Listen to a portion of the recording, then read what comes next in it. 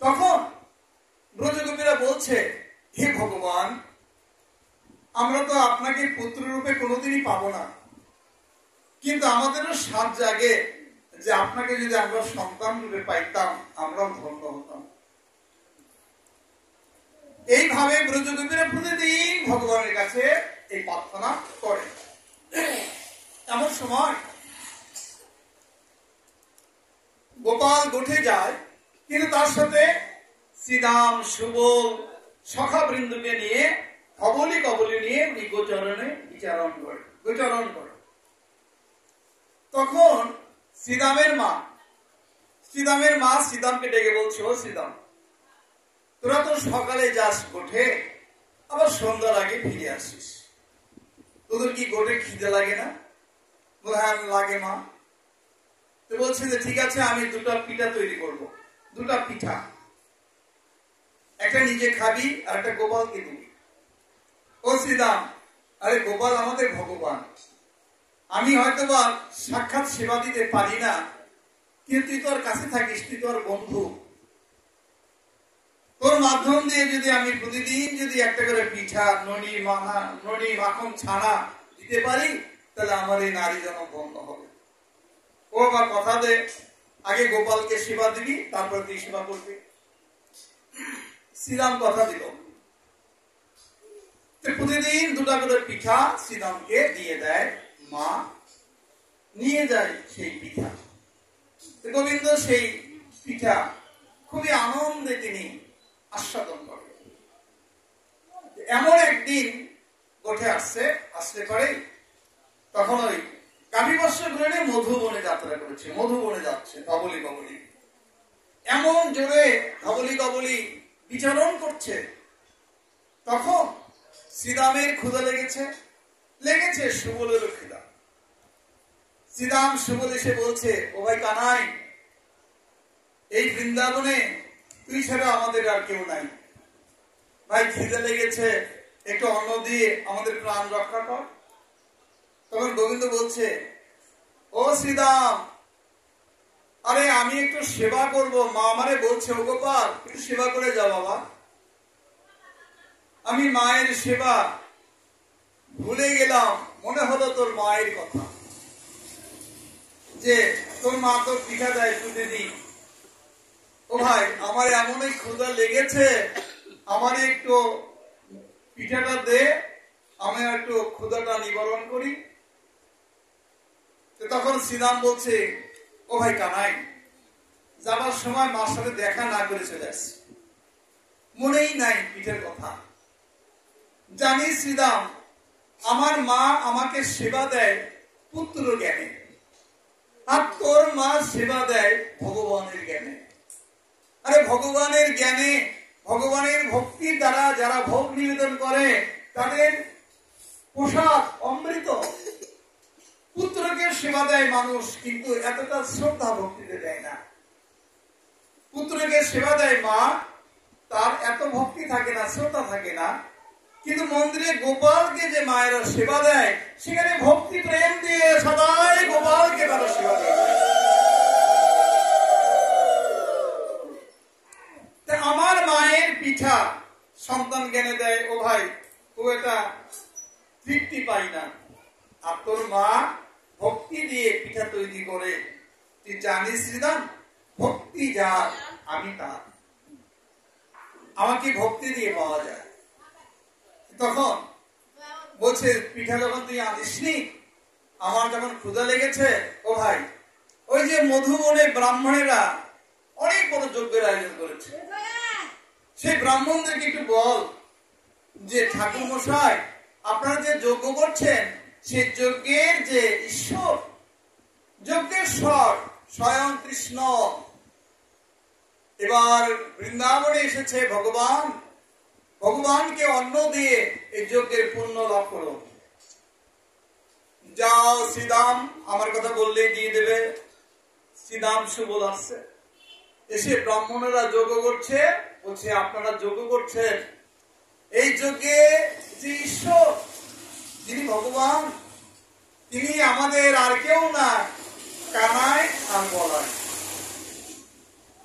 তা আপনারা এক কাজ করেন, আপনারা যদি যজ্ঞের পূর্ণ ফল লাভ করতে চান তাহলে অন্ন দিন, কারণ কৃষ্ণ ক্ষুধার্ত, অন্ন অভাবে প্রাণ চলে যাচ্ছে। আপনারা তাকে অন্ন দিয়ে যজ্ঞের পূর্ণ ফল লাভ করুন। ব্রাহ্মণেরা বলছে, এই রাখাল, তোমরা শাস্ত্র জানো না, বেদ জানো না, এমনি একজনকে ভগবান বললে আমরা মানব? আরে আমরা যজ্ঞ করতেছি, যজ্ঞ শেষ হলে তোমাদের অন্ন দিতাম, যজ্ঞই শেষ হলো না, তাতেই তোমাদেরকে অন্ন দেব? বলছে আপনারা ব্রাহ্মণ হয়ে কৃষ্ণ নিন্দা করেন। আমরা যদি যেখানেই আমাদের জন্ম হোক, আমরা যেন কৃষ্ণ নিন্দুকের বদন যেন দর্শন না করি, কৃষ্ণ নিন্দুকের বদন আমরা যেন দর্শন না করি। ব্রাহ্মণ হয়ে কৃষ্ণ নিন্দা করছেন আপনারা। এ কথা বলা মাত্রই এক ব্রাহ্মণ লাঠি নিয়ে আসে। গোয়ালের ছেলে বলে কি, লাঠি দিয়ে মারতে এসছে। লাঠি দেখে শ্রীদাম সুবলেরা দৌড়ে দৌড়ে চলে আসছে কানাইয়ের কাছে। ও ভাই কানাই, আরে শ্রীদাম সুবল, খালি হাতে আসলি, অন্ন নিয়ে আসলি না, অন্ন অভাবে আমি মারা যাচ্ছি ভাই, আমি মারা যাব। বললো যে, ও ভাই কানাই, আমাদের তো কোনো দোষ নাই, আমরা বলছিলাম যে কানাই বলাই সাক্ষাৎ ভগবান, তারপরেও তোর কথা এত বলার পরেও ওরা তো অন্ন দিল না, লাঠি দিয়ে মারতে এসছে। লাঠি রেখে জীবনের ভয়ে, ও ভাই বেঁচে আসছি তোর কাছে। তখন ওই গোবিন্দ বলছে, ও শ্রীদাম সুবল, যত কথাই বলে, তোরা আমার বন্ধু, বন্ধু হয়ে যদি আমার এই উপকারটা না করতে পারিস তাহলে তোরা কিসের বন্ধু? অন্ন নিয়ে আয় ভাই, যেখান থেকে পারিস। কোথায় পাবো? বলে ব্রাহ্মণেরা যজ্ঞ করছে আর ব্রাহ্মণীরা রান্নাঘরে রান্না করছে। ব্রাহ্মণীরা দেখতেছি অনেক ব্যঞ্জন দিয়ে কত সুন্দর করে রন্ধন করেছে। এ শ্রীদাম, একটু ব্রাহ্মণীদের হাতের রন্ধন মোটা খেতে চাচ্ছে, একটু তুই যা বল। যাও শ্রীদাম সুবল, ব্রাহ্মণীদেরকে যে বলবে মা মা। আরে ওরা মা ডাক শুনলে ওদের একটু দয়া হবে, একটু কৃপা হবে।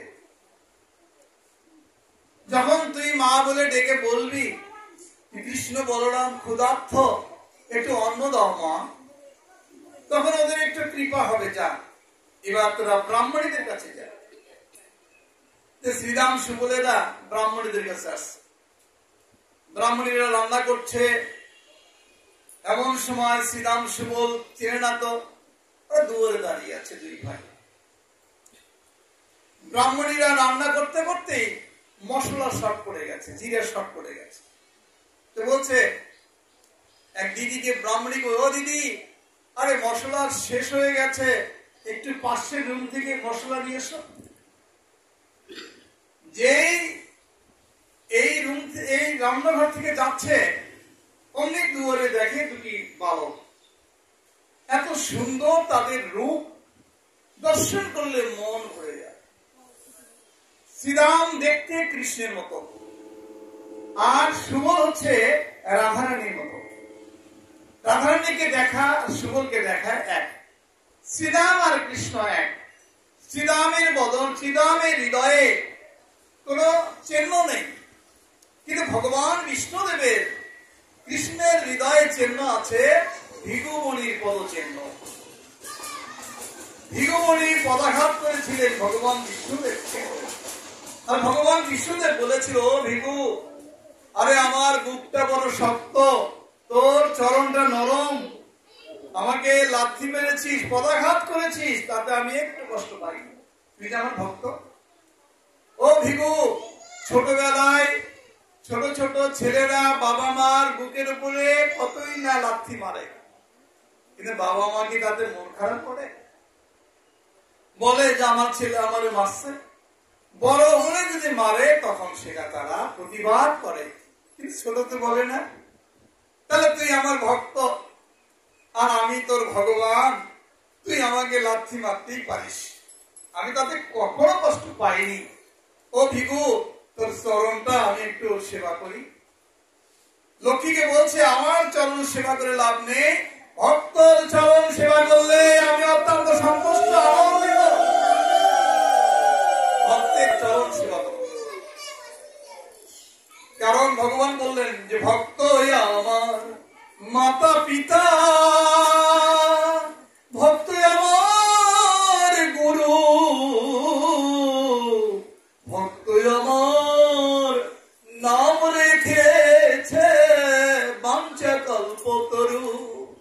তাই ভক্তের চরণ বড় ভালোবাসি, শুধু এ জন্মে নয় জন্মে জন্মে যেন চরণ ছাড়া করো না হে। শুধু এ জন্মে নয় জন্মে জন্মে যেন ওই চরণে মতি থাকে। ভিখুকে ভগবান বললেন, ও ভিখু, যতবার আমি মর্তে যাব আমি সবাইকে ছেড়ে গেলেও তোর চরণ আমার বক্ষে রাখবো। ভক্তের চরণ আমি বড় ভালোবাসি। তাই শ্রীদামের বুকে আজ ভগবানের চিহ্ন নেই, পদচিহ্ন নেই, ভিখুমণির শুধু আলাদা। এমন সময় ব্রাহ্মণী শ্রীদাম সুবলের দর্শন করে ভুলে গেল আখি। এমন সময় বলছে যে, দিকে বলছে, ও দিদি, আরে মশলা নিয়ে এসো। বলছে, দুয়ারে কে দাঁড়িয়ে আছে, দেখে যা। সমস্ত ব্রাহ্মণীরা এসে দেখলেন, আরে এত সুন্দর মানুষ হয়, কোনদিন দেখিনি এত সুন্দর মানুষ, এত অপরূপ রূপ মাধুর্য।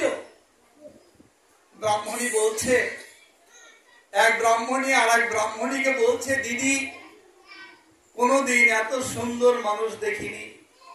যখন ব্রজগোপীরা দই বিক্রি করতে আসতেন ব্রাহ্মণীদের পাড়ায়, তখন এই ব্রজগোপীরা বলতো, দিদি, আরে দইয়ের দাম কাল দিলেও চলবে, আমরা যেন বেলা ডোবার আগে যেন বৃন্দাবনে যেতে পারি। তখন এই ব্রাহ্মণীরা বলতো যে, ব্রজগোপীগণ, বেলা ডোবার আগে তোদেরকে বৃন্দাবনে যেতে হবে কেন? বলছে, জানো দিদি, নন্দের নন্দন শ্রীকৃষ্ণ আমাদের সাক্ষাৎ ভগবান।